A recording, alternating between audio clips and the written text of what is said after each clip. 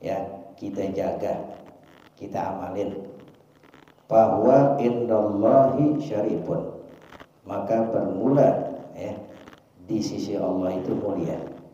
Dia itu mulia di sisi Allah. Ada 7 kalimat kita jaga, kita pelihara, kita amalin, akan mulia di sisi Allah Subhanahu wa taala. Wa indal malaikati syarifun, di sisi malaikat mulia.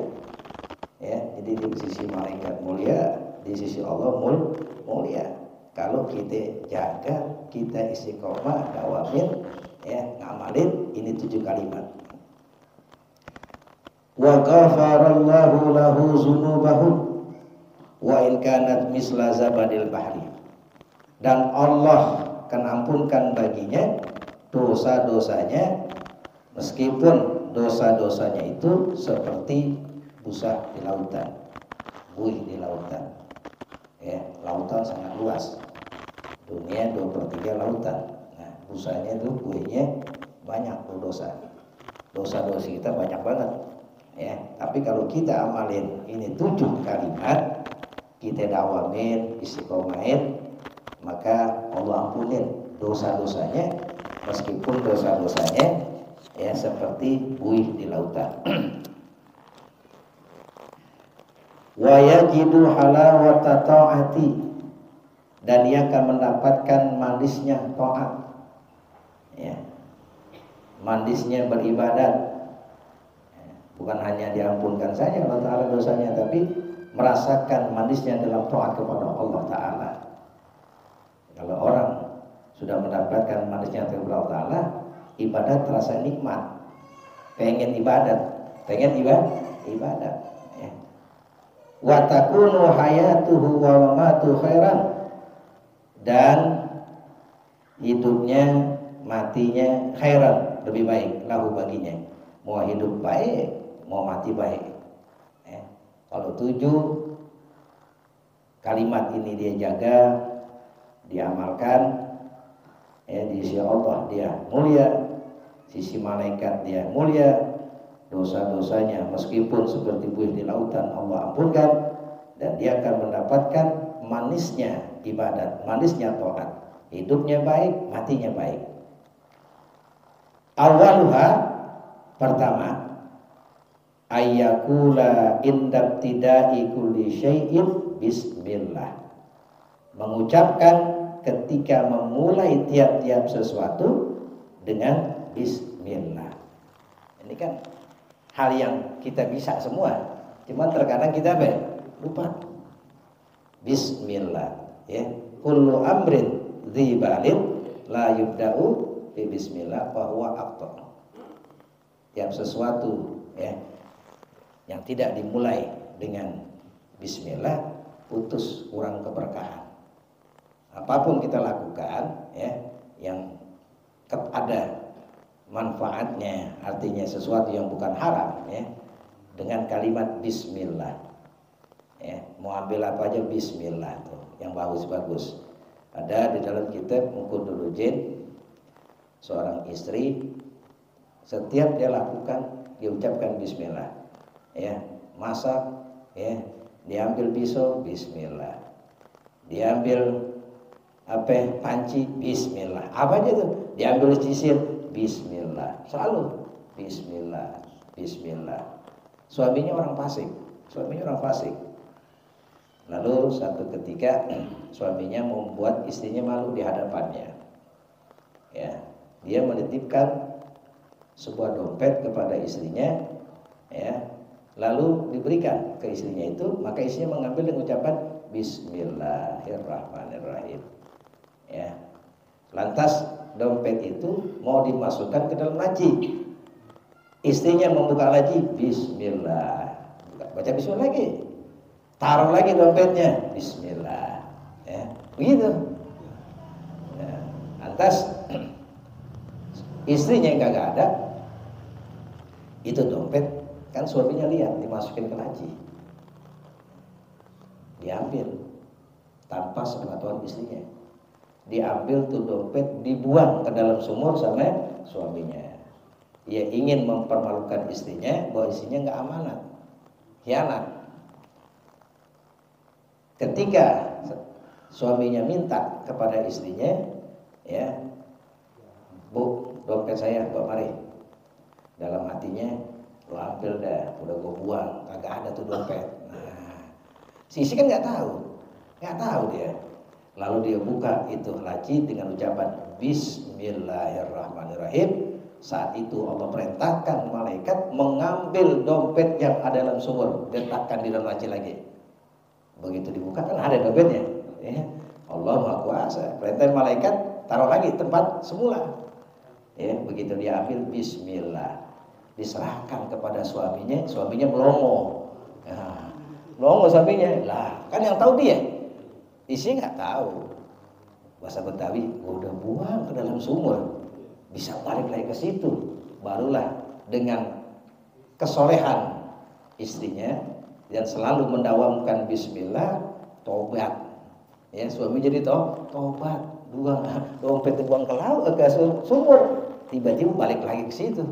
Ya, akhirnya tobatlah tuh suaminya fasik, kembali kepada Allah Taala. Tuh kalimat Bismillah. Ya. Wasani kedua, ayyakula ba'dal faraghi min kulli syai'in alhamdulillah. Kedua, mengucapkan sesudah selesai dari tiap-tiap sesuatu alhamdulillah. Ini kalimat kita bisa semua ini, nggak sulit. Bismillah, selesai apa aja kita kerjain tuh yang baik ya, yang ada manfaatnya alhamdulillah.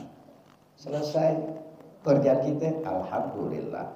Segala puji tertentu milik Allah. Ya. Nabi Adam alaihissalam ya minta diajarkan kepada Allah Ta'ala cara memuji kepadanya, lalu diwahyukan alhamdulillahirabbil alamin ya. Nah, ucapkan tuh alhamdulillah ya, jadi ucapkan setiap selesai alhamdulillah. Bahkan orang yang selalu ini mendawamkan istiqomah ya, bisa jadi wali. Bisa jadi apa nih? Wali. Karena jadi wali itu jalannya banyak. Jalannya banyak. Sesuatu hal yang kita anggap biasa, ternyata karena istiqomah, ya, karena keistiqomahan, ya, bisa terangkat menjadi wali. Semua itu karena kedawaman, keistiqomahan. Maka jangan cari karomah, carilah keistiqomahan. Ya. Al istiqomah khairun min alfi karomah. Istiqomah itu lebih baik daripada 1000 karomah. Oh. Kalau udah istiqomah, maka tumbuh karomah. Ya, istiqomah. Ya, alhamdulillah. Kalau udah selesai, ya, sesuatu jangan kita ucapkan alhamdulillah. Wasalis ketiga, idza jara ala lisanihi lagun au amila.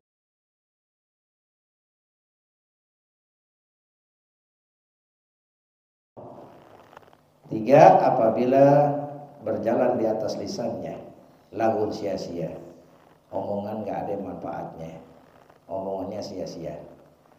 Au amila su'an, atau beramal buruk, beramal jahat. Qalla au kasura, sedikit atau banyak. Nah, kita manusia gak luput dari salah dan dosa. Terkadang kita berbuat kejahatan, terkadang kita berbuat keburukan, sedikit atau banyak. Yaqulu, mengucapkan ba'dahu, sesudahnya itu astagfirullah, minta ampun kepada Allah Ta'ala. Ya, kita tahu ini perbuatan dosa, perbuatan jahat. Astagfirullah, saya minta ampun kepada Allah. Ya. Dan orang yang selalu banyak beristighfar, nanti Allah bukakan jalan.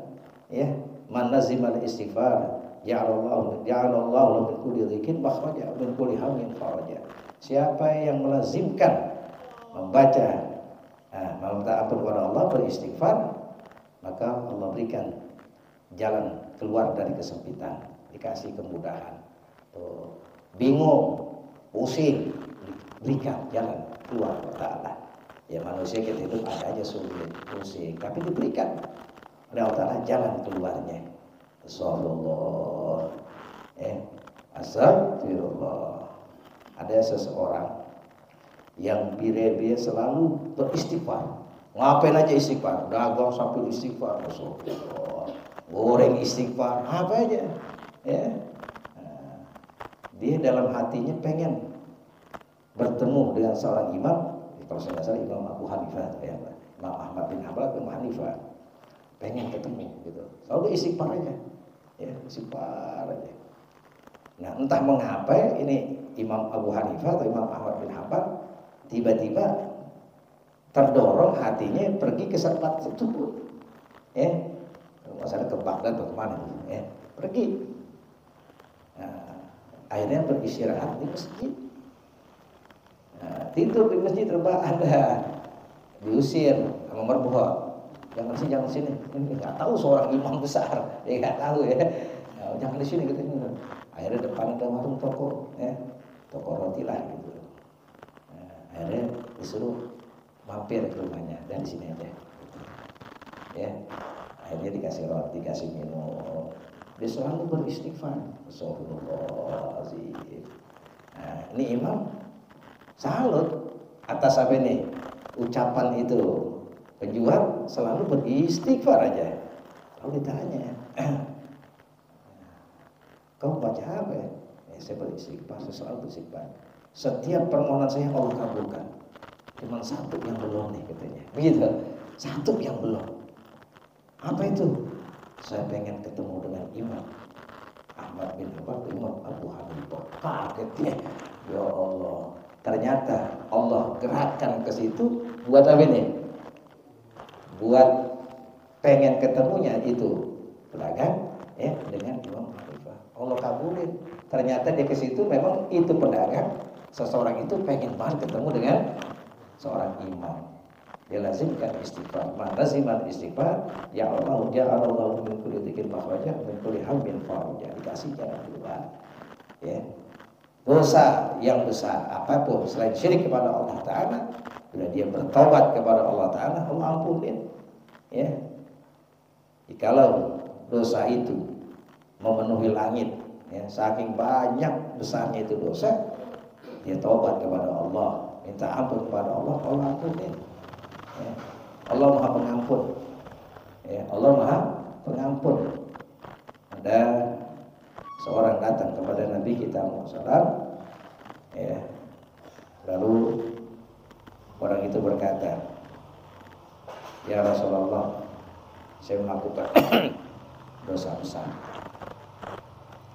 Berkata Rasulullah, lebih besar mana dosamu daripada langitnya Allah? 7 lapisnya Allah. Lebih besar dosa saya ya Rasulullah. Lebih besar mana dengan buminya Allah? Dosa saya. Lebih besar mana dosamu dengan arasnya Allah? Lebih besar dosa saya Rasulullah. Lebih besar mana dosamu dengan ampunan Allah? Lebih besar ampunan Allah, ya. Lalu kata Nabi, ceritakan apa perbuatan dosamu. Saya malu ya Rasulullah mengatakannya. Kau malu mengatakan, tapi kau tidak malu melakukan. Karena didesak, akhirnya dia mengatakan, saya ini penggali kubur, ya. Penggali kubur. Satu ketika seorang gadis dari Ansar meninggal dunia. Saya kuburin, lalu setan menggoda saya. Akhirnya wanita itu yang sudah terbujur kaku di kuburnya saya gauli. Udah mati digauli itu di kuburnya. Begitu saya jalan tidak jauh, tiba-tiba berdiri. Itu mayit, pemuda, kau tinggalkan aku dalam keadaan junub di perkumpulan orang-orang yang sudah meninggal dunia. Apa kau tidak takut nanti di mana mahkamah Allah Ta'ala? Rasul mendengar, kaget, diusir, ya. Lantas ini pemuda yang mentobat sedih hatinya. Dia beristighfar, munajat kepada Allah Ta'ala, minta ampun kepada Allah Ta'ala selama 40 malam. Ya Allah, jika kau tidak ampunkan dosa-dosaku, kirim saja api dari langit yang membakar tubuhku, daripada dibakar di neraka, lebih bakar di dunia. kalau kau ampuni dosaku, sampaikanlah kepada kekasihmu. Akhirnya malaikat sampaikan kepada Nabi bahwasanya pemuda tersebut Allah ampunkan dosa-dosanya. Ya, karena Allah Maha Pengampun. Wa inni laghaffaru liman taba wa amana wa amila sholihan tsumma ihtada. Wa aku Maha Pengampun.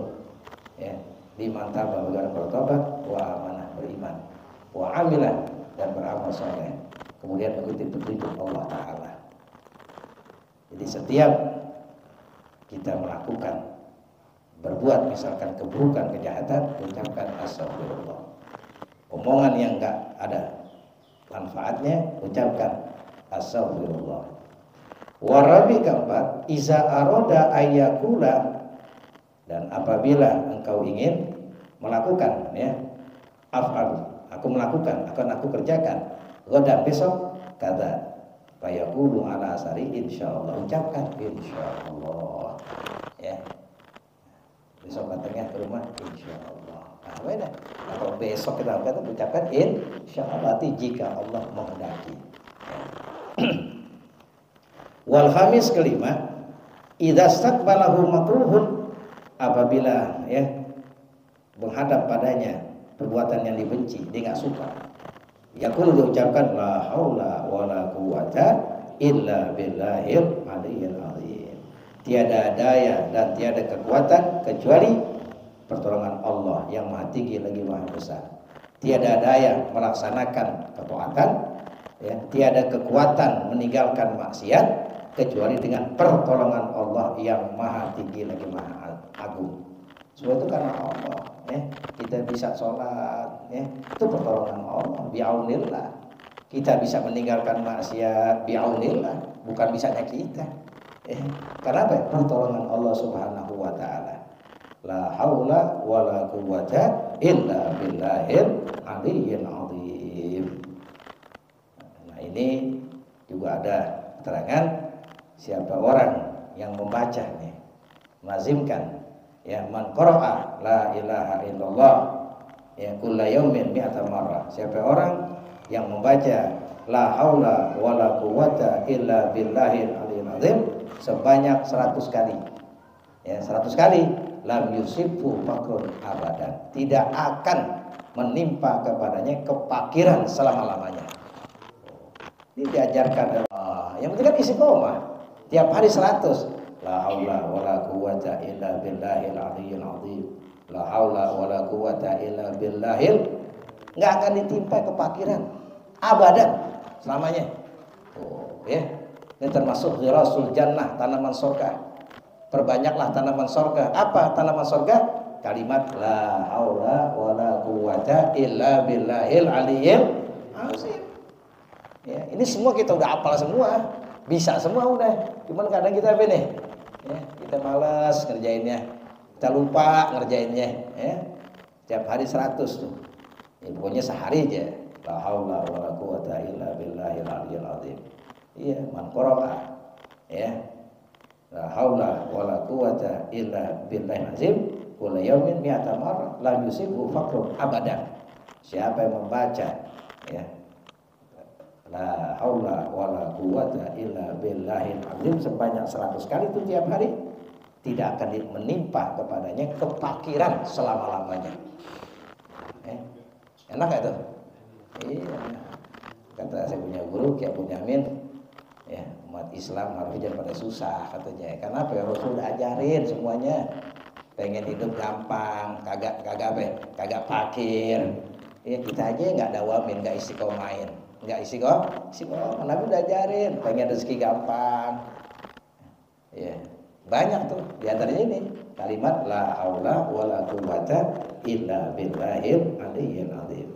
Wasadis keenam, idza asabathu musibah, apabila menimpa kepada satu musibah, fil nafsi, pada dirinya kena musibah, au fil mal, atau pada hartanya, ya, apa aja tuh, hilang sendalnya, ya, hilang motornya, apa aja, pada hartanya hilang, musibah pada dirinya, kalau sudah sedikit atau banyak, yaqulu, mengucapkan inna lillahi wa inna ilaihi raji'un. Sungguhnya kita milik Allah, sungguhnya kita, ya, ilahi, kepadanya dikembalikan. Jadi kalimat inna lillahi wa inna ilaihi rajiun bukan khusus mendengar orang kematian, orang meninggal, ya, inna lillahi wa inna ilaihi rajiun, bukan hanya itu saja, ya, musibah, ya, apa aja. Satu ketika, ya, apa tuh, Fatimah atau siapa tuh, lagi jahit, lampunya padam, inna lillahi wa inna ilaihi rajiun, apa aja tuh gitu, lagi nulis apa, hilang tuh pulpen, inna lillahi wa inna ilaihi rajiun. Jadi musibah. Jadi bukan hanya ucapan inna lillahi wa inna ilaihi rajiun khusus buat ketika kita mendengar orang meninggal, apa aja musibah, diri kita, harta kita, ucapkan kalimat inna lillahi wa inna ilaihi rajiun. Wasabi'u ketujuh, la yazalu yajri ala lisanihi fi ana'il lail wa atrafin nahar la ilaha illallah. Yang ketujuh, senantiasa berjalan pada lisannya pada malam hari, siang hari, kalimat la ilaha illallah, la ma'budu bihaqqin fil wujud illallah. Itu begitu. Kalau kita ucapkan kalimat la ilaha illallah, itu maknanya la ma'budu bihaqqin fil wujud illallah. Tidak ada yang disembah dengan hak sebenarnya pada yang wujud melainkan Allah. Sambil lisan kita la ilaha illallah, di hati kita la ma'budu bihaqqin fil wujud illallah, la ma'budu bihaqqin fil wujud illallah. Jadi jangan la ilaha illallah, la ilaha illallah, artinya kemana-mana. Sebab zikir yang tidak dia mengetahui maknanya secara global tidak ada pahalanya. La yusabu, ya, tidak diberikan pahala zakirun, orang yang berzikir, illa idza arafa maknahu, melainkan, ya, mengetahui tuh, ya, maknanya walau ijmalan, walaupun secara global. Kita zikir harus tahu maknanya yang kita zikirin walaupun garis besarnya, ya, garis nggak secara tafsir. Kecuali kita baca Al-Quran, kita baca sholawat, itu sih, ya, mau paham kagak paham, bernilai ibadah sudah. Tapi kalau zikir la yusabu dzakirun, tidak berikan pahala orang yang berzikir illa idza arafa ma'nahu walau ijmalan, kecuali dia tahu maknanya walaupun secara global.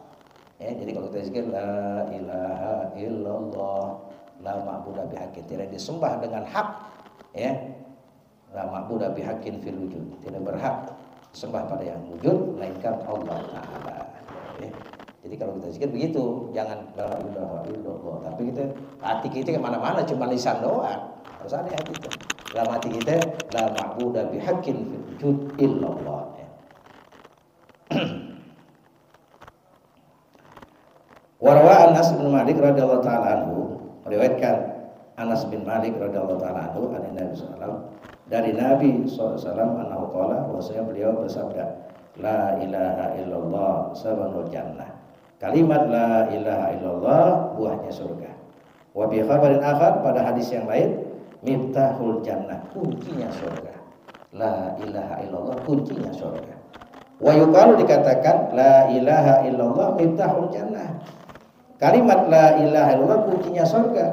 Walakinil miftah la budda lahu minal asnan, tak mesti kunci itu, akan tapi tak mesti kunci itu harus punya apa nih? Gigi-giginya.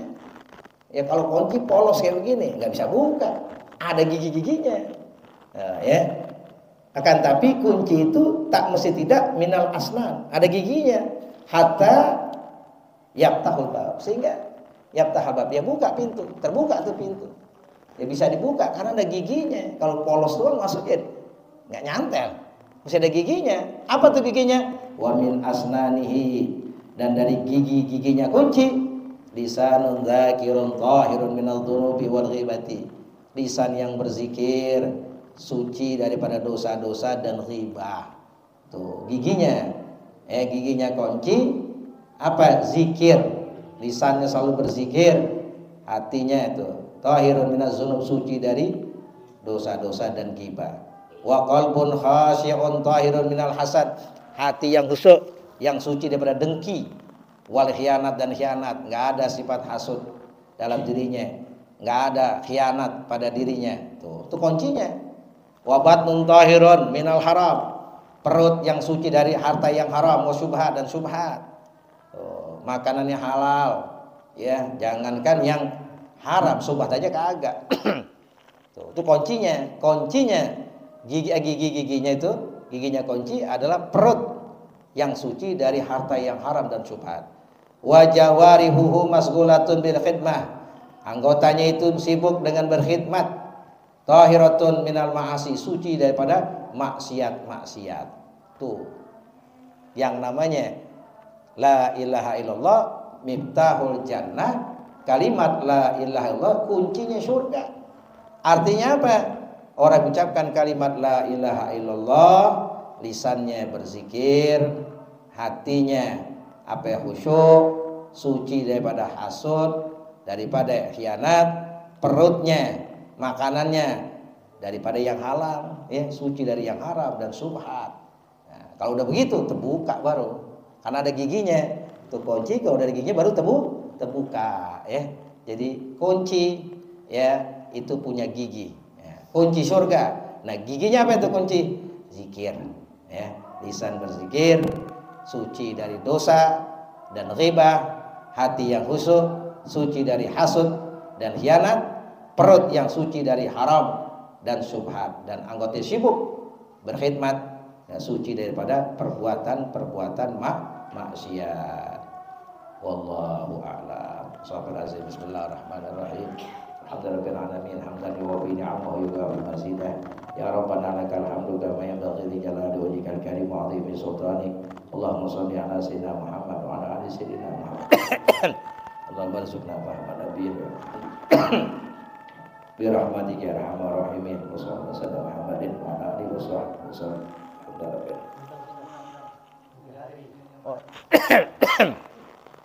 Jamaah sekalian, setelah Isya ini ada undangan 3 hari.